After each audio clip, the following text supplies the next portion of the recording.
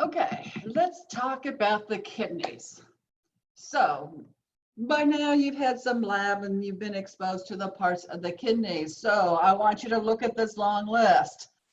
Renal hilum, renal cortex, renal medulla, renal pyramid, renal papilla, renal column, minor calyx as opposed to major calyx, and renal pelvis. So, except for the calyces, put the word renal in front of everything. Look at the picture right above it and make sure you can find every single one of those structures. Go ahead, I'll wait, pause the video and find them.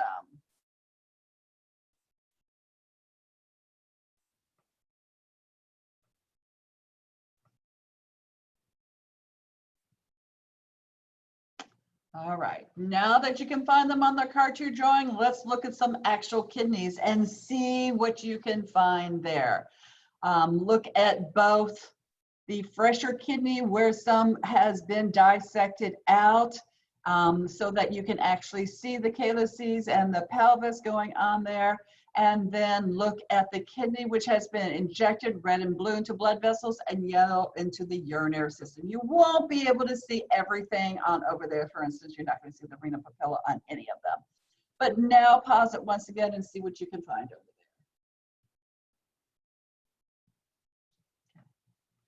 there. Awesome. So since we're all comfortable with those words, I am going to be using them from now on. If you're not, please contact me as soon as possible.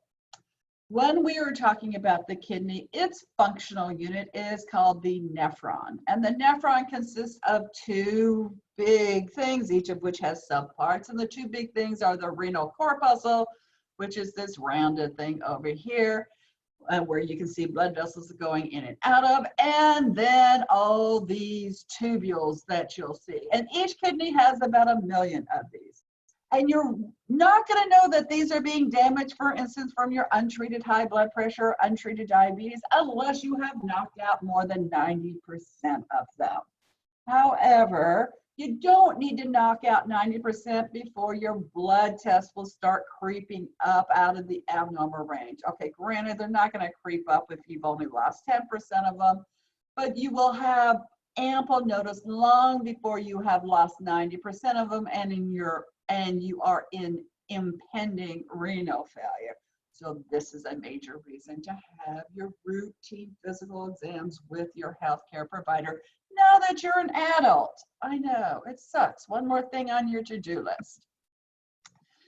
So these nephrons are located in the kidneys, such as the corpuscles are out there in the cortex, and depending on the types of nephrons, their renal tubules will either dip a little bit or a long way into the renal medulla.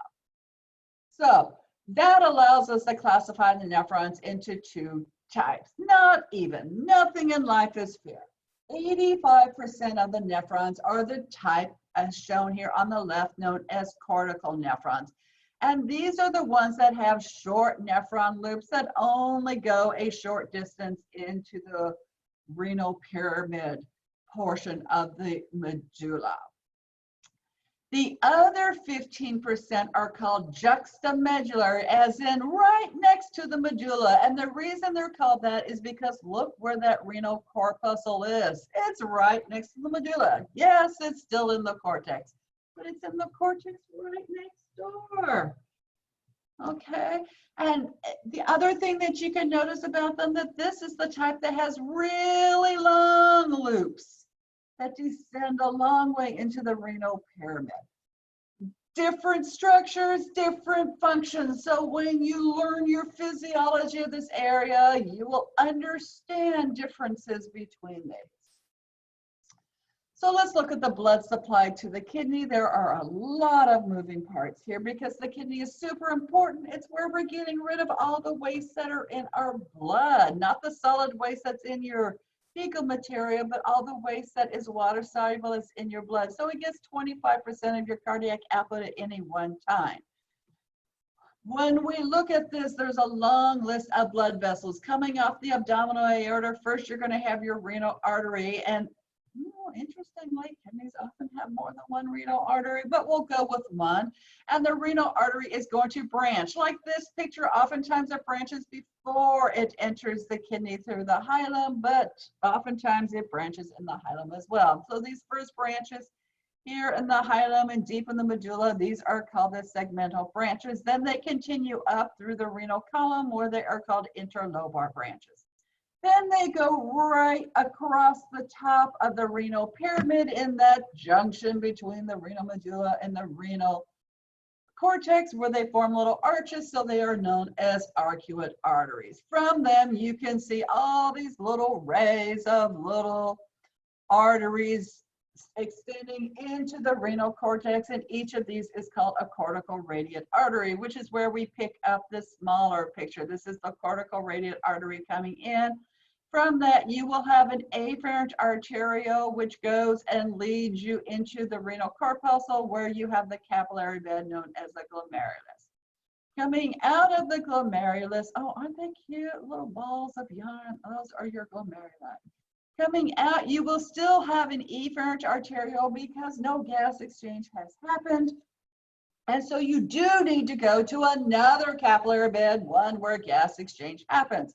We will talk about those too, but let's just pretend we've already done our gas exchange.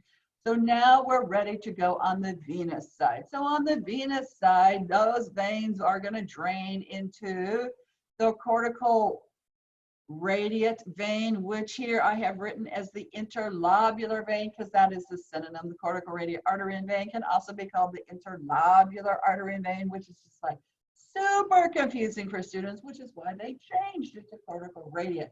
So you're not confused between interlobar and interlobular.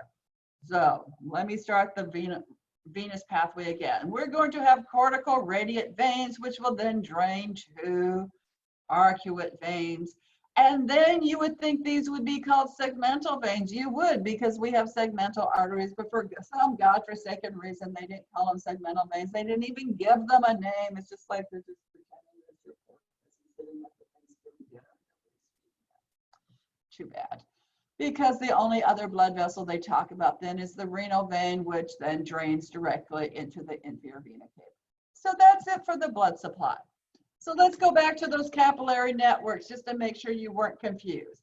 Every nephron, whether it's a juxtamedullary nephron or whether it's a cortical nephron, is going to have two arterioles because they have to have two different types of capillary beds.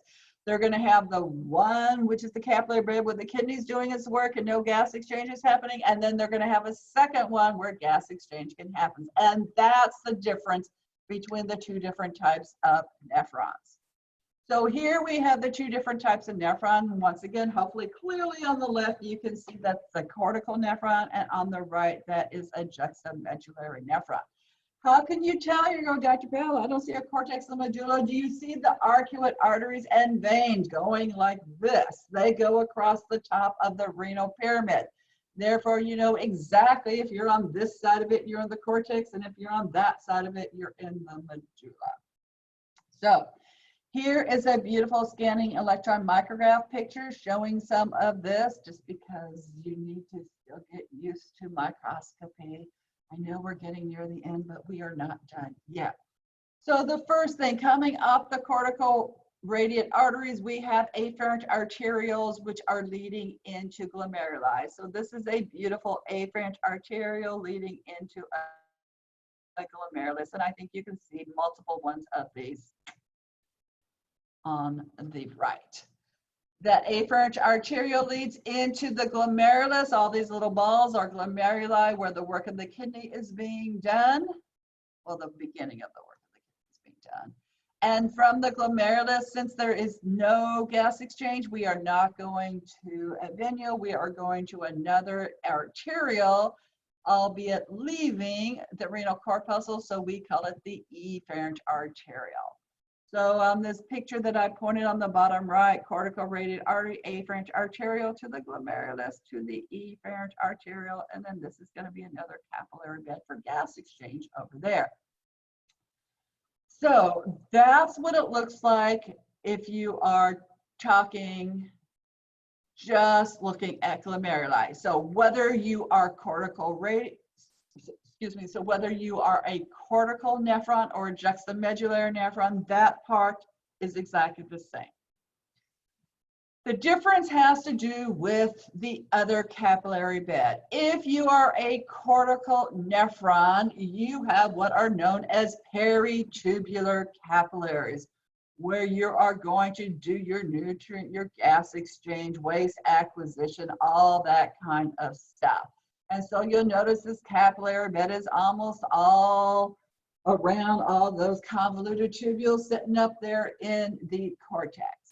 In contrast to that, the juxtamedullary nephrons don't have peritubular cavities. They have what we call the vasa recta, which kind of looks like this rope ladder sagging down with the little legs between the loops of the loop of Henle.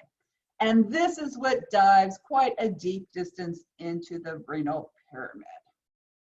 And with that, we are done with the anatomy of the kidney, the gross parts, and the blood flow. We're going to come back and we will do microanatomy.